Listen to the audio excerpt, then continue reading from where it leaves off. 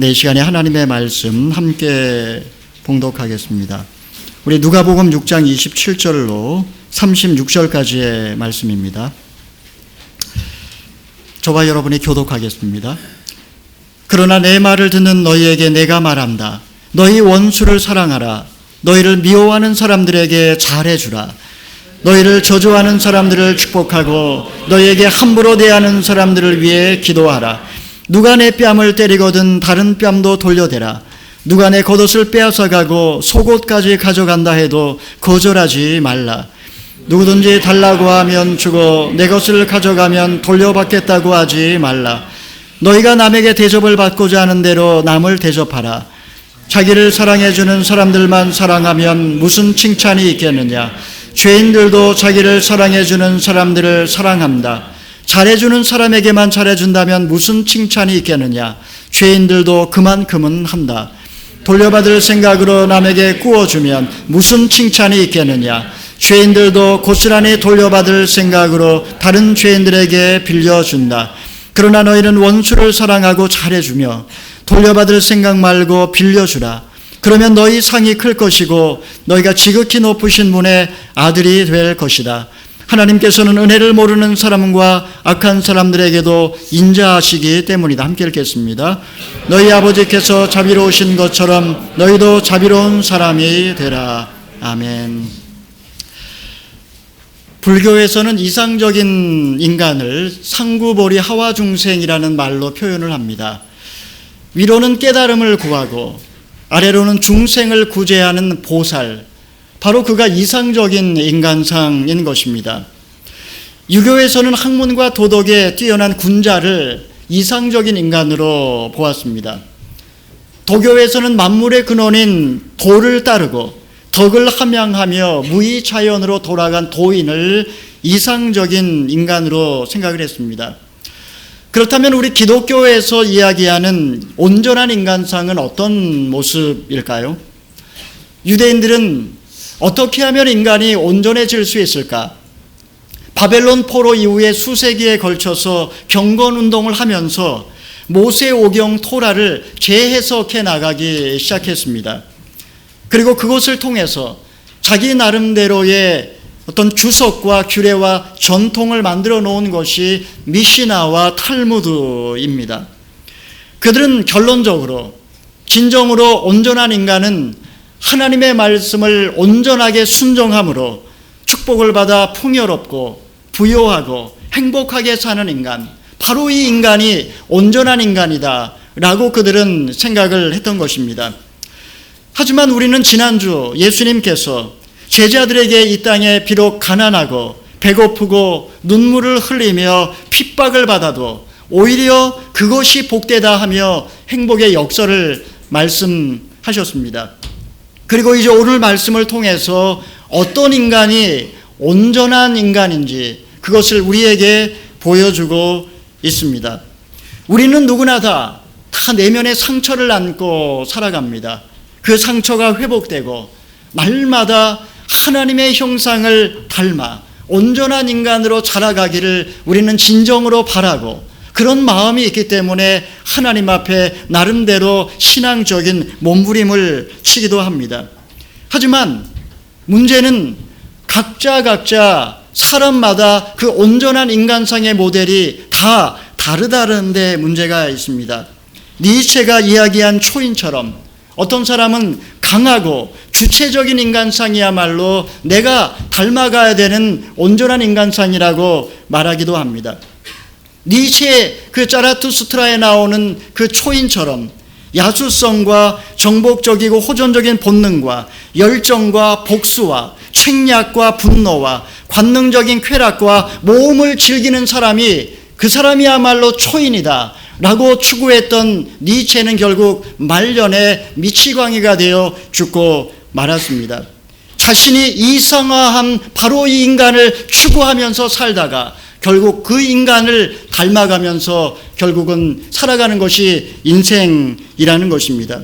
그러므로 주님께서 오늘 우리에게 원수를 사랑하라라고 하신 이 말씀을 주실 때에 우리의 능력으로 도저히 감당할 수 없지만 그러나 우리가 추구해야 되는 온전한 인간상이 무엇인지를 분명히 알 때 우리는 그 모습을 아주 조금씩 닮아가게 되는 것입니다.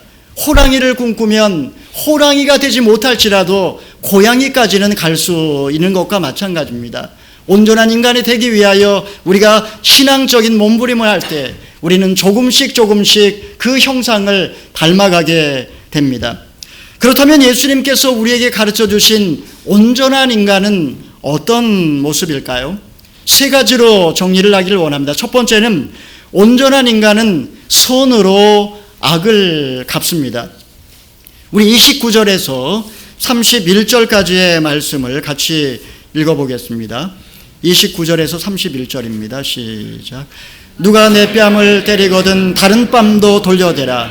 누가 내 겉옷을 빼앗아가고 속옷까지 가져간다 해도 거절하지 말라. 누구든지 달라고 하면 주고 내 것을 가져가면 돌려받겠다고 하지 말라. 너희가 남에게 대접을 받고자 하는 대로 남을 대접하라. 여러분, 이 말씀을 보면 남의 말을 잘 듣고 문제를 일으키지 않고 그냥 착하게만 살라는 그런 의미처럼 들리기도 합니다. 여러분, 이런 신앙인의 모습은 얼마나 나약하고 얼마나 비굴한 모습입니까? 얼마나 많은 사람들이 이 말씀을 잘못 해석해서 악한 자들 앞에 겁쟁이처럼 침묵하며 불의를 방조하는지 모릅니다. 여러분, 예수님께서 이 말씀을 하신 이유는 그렇게 나약하게 그리고 비굴하게 살라는 말씀이 아닙니다. 오히려 악에 대하여 악으로 대하지 말고 폭력에 대하여 폭력으로 갚지 말라는 말씀이지, 그것에 대해 저항하지도 말고 무조건 온순한 양처럼 맹종하라는 그런 의미는 결코 아닙니다. 먼저 예수님께서는 한쪽 뺨을 때리거든 다른 쪽 뺨을 돌려대라 라고 말씀을 하셨습니다. 마태복음에 보게 되면 오른쪽 뺨을 치거든 왼 뺨도 돌려대라고 좀 더 구체적으로 말씀을 하셨습니다. 대개 오른손으로 상대방의 뺨을 치면 상대방은 왼 뺨을 맞습니다. 그러므로 여기서 오른뺨을 맞았다라고 하는 것은 가해자가 왼손으로 상대방을 때렸다라는 말로 해석할 수 있습니다. 당시 유대인들에게 왼손은 어떤 손일까요?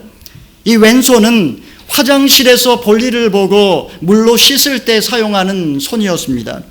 그러므로 왼손으로 상대방의 오른뺨을 친다는 것은 그에 대한 경멸과 모욕을 의미했습니다. 하지만 오른손으로 상대방의 오른뺨을 칠 수 있는 또 다른 방법이 있습니다. 그것은 오른손의 손등으로 상대방을 때리는 방법입니다. 이는 단순히 주먹 다짐으로 상대방을 치는 것이 아니라 상대방에게 창피와 치욕을 주기 위한 그런 상징적인 행동이었습니다. 그래서 예수님 당시에 어떤 사람이 손등으로 상대방을 때린다면 그러면 그를 주먹으로 때렸을 때보다 무려 100배의 벌금을 내야 했습니다. 그만큼 손등으로 상대방을 때린다라는 것은 굉장한 모멸감을 주는 것이었습니다. 하지만 그 당시에는 윗사람이 아랫사람을 손등으로 때리는 일은 벌금이 없었고 또 그 당시에는 아주 흔한 일이었습니다. 그래서 주인은 종을 손등으로 때렸고 남편은 아내를 손등으로 때렸고 남자는 여자를 손등으로 때렸고 로마인은 유대인을 손등으로 때리곤 했습니다. 이런 시대적인 분위기 속에서 사회적인 약자들은 이렇게 비인간적인 대우를 받으면서도 치욕을 견뎌야 했고 분노를 속으로 삼켜야만 했던 것입니다. 그런데 만약에 바로 그 순간에 내가 왼뺨을 돌려댄다면 그것은 무엇을 의미할까요? 나도 똑같은 인간으로 대우해달라는 비폭력적인 저항이라고 할 수 있습니다. 나는 그에게 그 순간에 한 대도 맞을 수 있지만 나는 상대방과 동등한 인격의 자리에 서게 되고 상대방은 비로소 자신의 잘못을 돌아볼 수 있는 기회를 갖게 되는 것입니다. 바로 이것이 선으로 악을 이기는 방법입니다. 예수님께서는 또한 겉옷을 빼앗아가고 속옷까지 가져간다고 할 때에 거절하지 말라고 말씀하셨습니다. 당시 로마는 전쟁 비용을 충당하기 위해서 부자들에게 엄청난 세금을 거두어 들였습니다. 이에 부자들은 고리대금업을 하면서 백성들의 재산을 착취를 했던 것입니다. 심지어 아무것도 갚을 것이 없는 가난한 사람을 재판장으로 끌고 가서 그의 겉옷을 빼앗아 가곤 했습니다. 유대 율법에 의하면 해가 지기 전에 그의 저당 잡힌 겉옷을 반드시 돌려주어야 한다라고 기록이 되어 있습니다. 하지만 예수님 당시 이것은 거의 잘 지켜지지 않았고, 심지어 빚쟁이들은 돈을 받아내기 위해서 수단과 방법을 가리지 않으며 재판정에서 그 상대방의 속옷까지 벗겨 쫓아내겠다고 위협을 하곤 했었습니다. 예수님께서는 만약에 누군가가 내 속옷까지 벗겨 간다고 하면 거절하지 말라고 말씀하셨습니다. 왜냐하면 유대인들에게 있어서 벌거벗은 것은 금기였고, 그 수치는 벌거벗은 사람에게 돌아가는 것이 아니라 그를 벌거벗긴 사람에게 돌아갔기 때문입니다. 따라서 속옷을 가져간다 해도 거절하지 않는 것은 그의 악함을 폭로하는 비폭력적인 저항이라고 말할 수 있는 것입니다. 내가 빚을 갚지 못해 벌거벗고 거리로 쫓겨난다면 오히려 사람들은 달려와서 나의 수치를 가려주고 오히려 빚쟁이를 욕할 것입니다. 그리고 그는 비로소 자신의 악함을 돌아볼 기회를 얻게 되는 것입니다. 이것이 바로 선으로 악을 이기는 길입니다. 온전한 그리스도인은 악에 대하여 악으로 갚지 않고 폭력에 대하여 폭력으로 대응하지 않습니다. 오히려 비폭력적인 방법으로 당당하게 저항함으로써 악에 맞섭니다.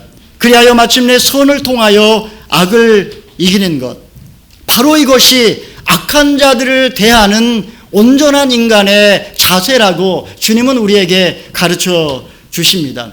예수님의 이 놀라운 산상수훈을 통해 감동받은 사람이 바로 인도의 마하트마 간디였습니다.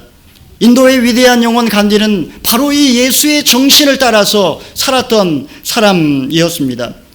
영국은 인도가 제1차 세계대전에 참여하게 되면 독립을 시켜주겠다라는 약속을 했었습니다. 하지만 이러한 약속이 이행이 되지 않자 간디는 영국 제품 불매 운동과 소금 행진 등 대규모 비폭력 저항 운동을 줄기차게 이어 나갔습니다.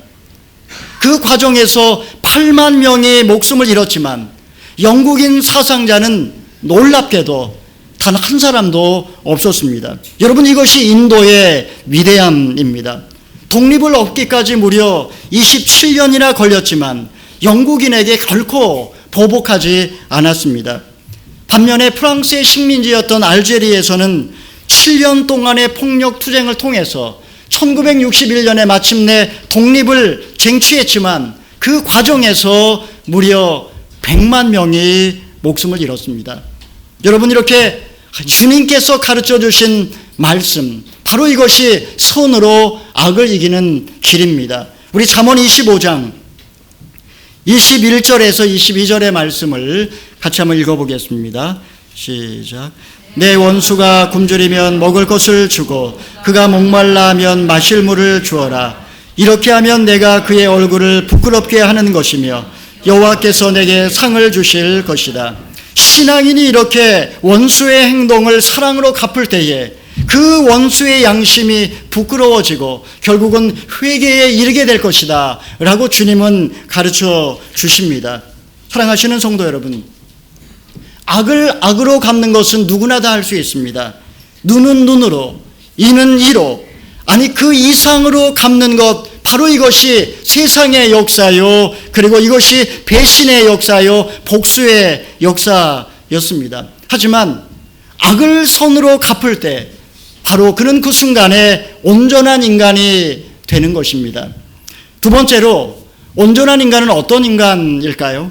온전한 인간은 오직 하나님만의 칭찬을 구하는 사람입니다. 우리 32절로 34절까지의 말씀을 읽어보겠습니다. 시작. 자기를 사랑해주는 사람들만 사랑하면 무슨 칭찬이 있겠느냐? 죄인들도 자기를 사랑해주는 사람들을 사랑한다. 잘해주는 사람에게만 잘해준다면 무슨 칭찬이 있겠느냐. 죄인들도 그만큼은 한다.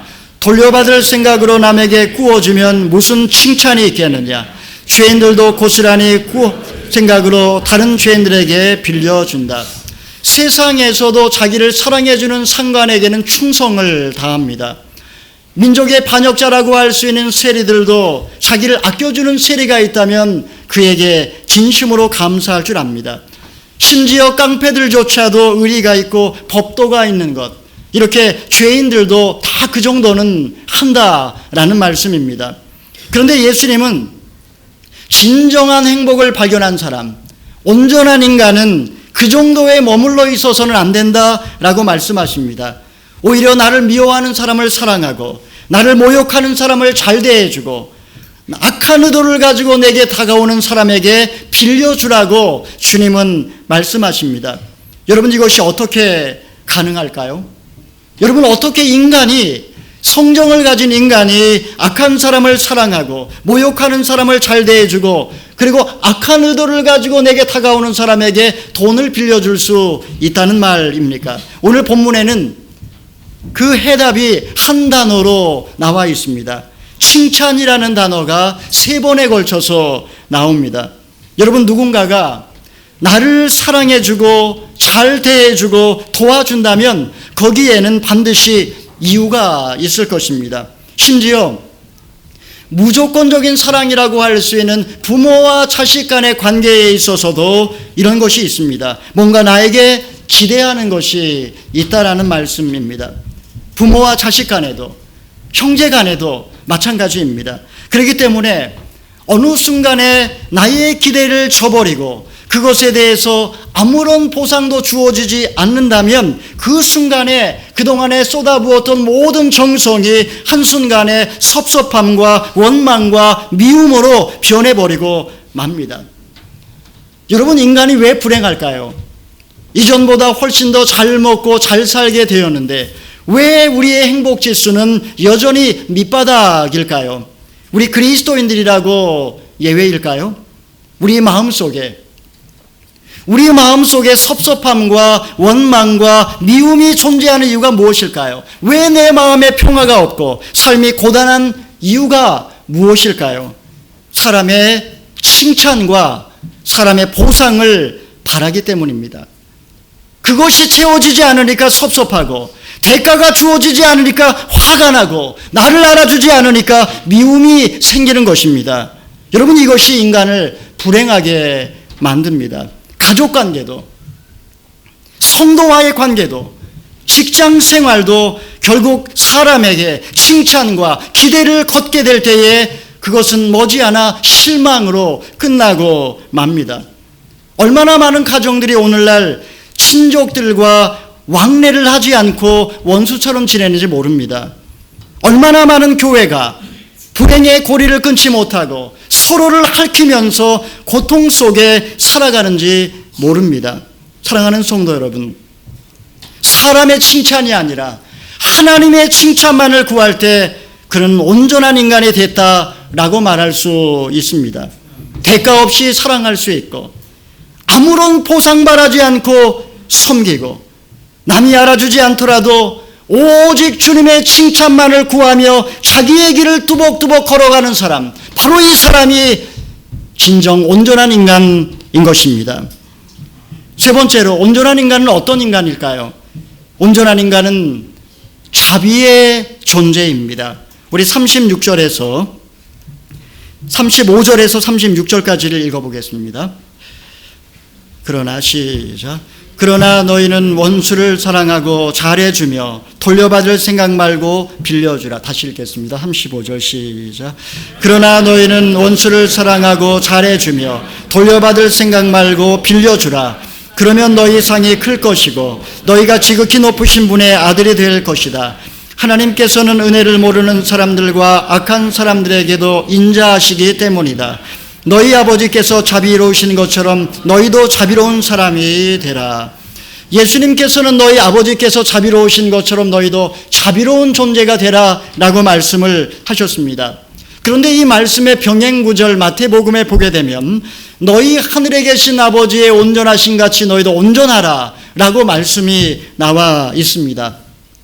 그러므로 이 말씀을 종합해 볼 때에 우리가 온전한 인간이 된다라는 것은 자비로운 존재가 된다라는 것을 말하는 것입니다. 여러분, 인간이 완전해질 수 있을까요? 그것은 불가능합니다. 그러나 온전해질 수는 있습니다. 즉 자비의 존재가 될 때에 인간은 비로소 온전해졌다라고 말할 수 있는 것입니다. 그는 모든 인간에 대하여 차별 없이 불쌍히 여기는 마음을 갖는 사람입니다. 그는 마음의 눈으로 상대방의 고통의 문제를 볼 줄 아는 사람, 바로 그가 바로 자비의 존재요 온전한 인간이라는 말입니다. 여러분, 우리가 어떻게 이런 자비의 존재가 될 수 있을까요? 누군가를 바라보면서 그 상대방의 내면에 숨어있는 고통의 문제를 읽고 함께 아파할 수 있는 그런 인간이 어떻게 될 수 있을까요? 그것은 내가 진정 하나님 앞에 어떤 존재인지를 알게 될 때 가능합니다. 존 칼빈이 이야기한 것처럼 하나님을 아는 지식과 나 자신을 아는 지식은 서로 연결되어 있기 때문에 어떤 것이 먼저인지 우리는 알 수 없습니다. 하나님이 어떤 분이신지 알게 될 때에 우리는 비로소 내가 어떤 존재인지를 알게 되고, 내가 어떤 존재인지를 알게 될 때에 우리는 하나님을 더 알 수 있는 것입니다. 맹자는 선성서를 이야기를 했습니다. 성선서를 이야기를 했고 순자는 성악서를 이야기를 했습니다. 인간은 태어날 때부터 선하다, 인간은 태어날 때부터 악하다. 그러나 성경에서는 인간에 대하여 예외 없이 누구나 다 선악으로 뭉쳐진 불안정한 존재라고 가르칩니다. 우리는 나에게 상처를 주고, 그리고 우리의 공동체를 아프게 하고, 그리고 우리 민족에게 정말 씻을 수 없는 고통을 안겨준 그 대상을 향하여 우리는 분노합니다. 그러나 사실 그러한 악이 동일하게 내 안에도 존재한다라고 하는 사실을 아는 사람은 별로 없습니다.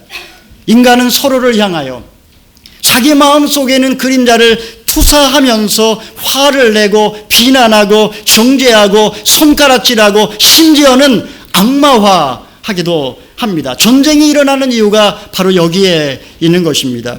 이 세상에 선한 사람과 악한 사람이 존재한다.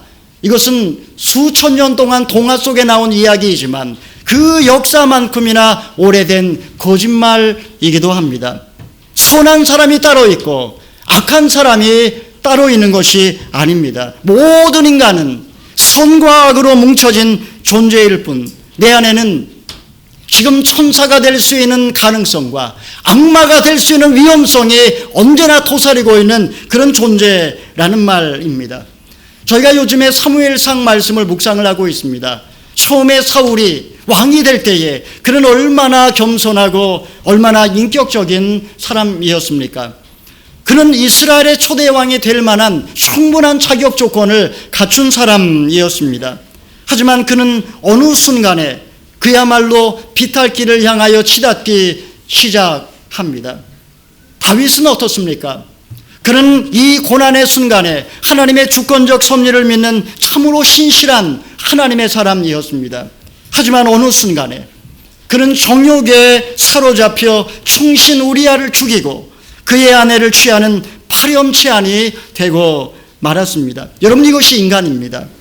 그렇기 때문에 내가 얼마나 비참한 존재인지, 그리고 그럼에도 불구하고 내가 하나님 앞에 얼마나 소중한 존재인지를 아는 사람만이 모든 인간을 차별 없이 사랑할 수 있습니다. 아니, 심지어 나에게 상처를 주었던 원수까지도 자비의 마음을 가지고 그 영혼을 불쌍히 여길 수 있는 것입니다.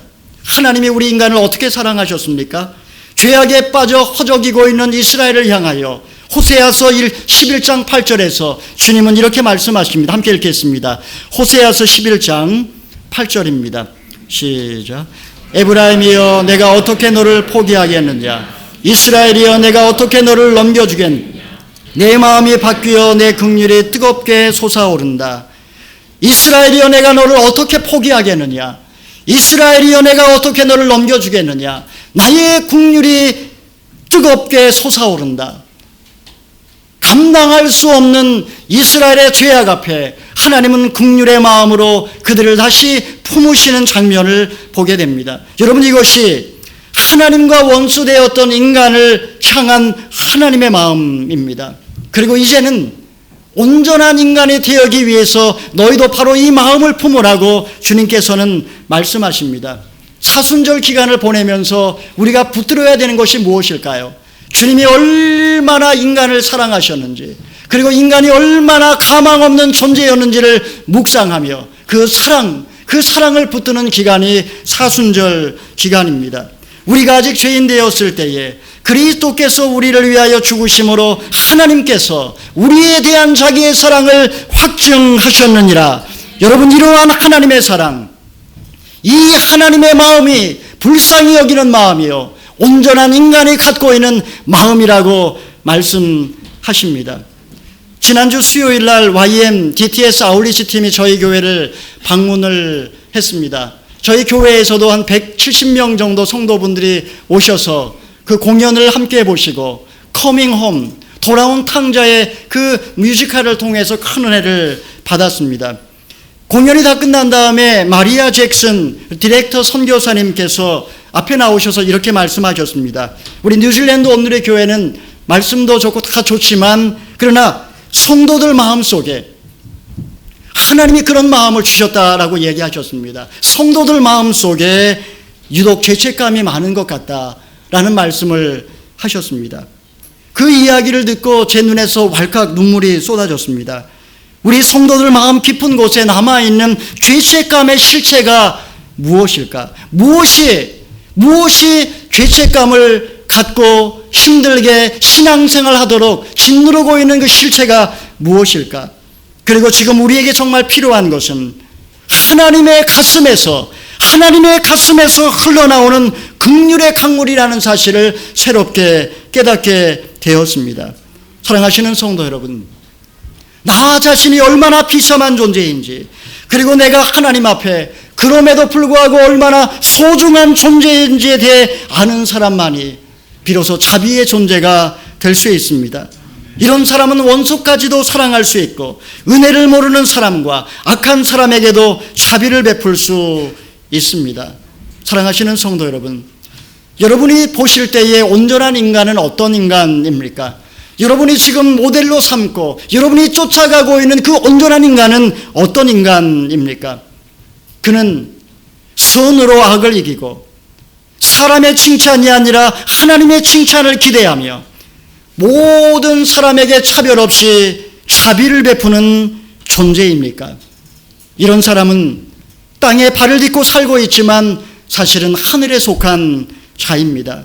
우리 모두 다 예수님이 가르쳐 주신 온전한 인간상, 도저히 따라갈 수 없는 완벽한 도덕법이지만 그럼에도 불구하고 우리에게 가르쳐 주신 이 온전한 인간상을 쫓아 우리도 날마다 믿음으로 나아가는 저와 여러분이 되시기를 주님의 이름으로 축원합니다. 아멘.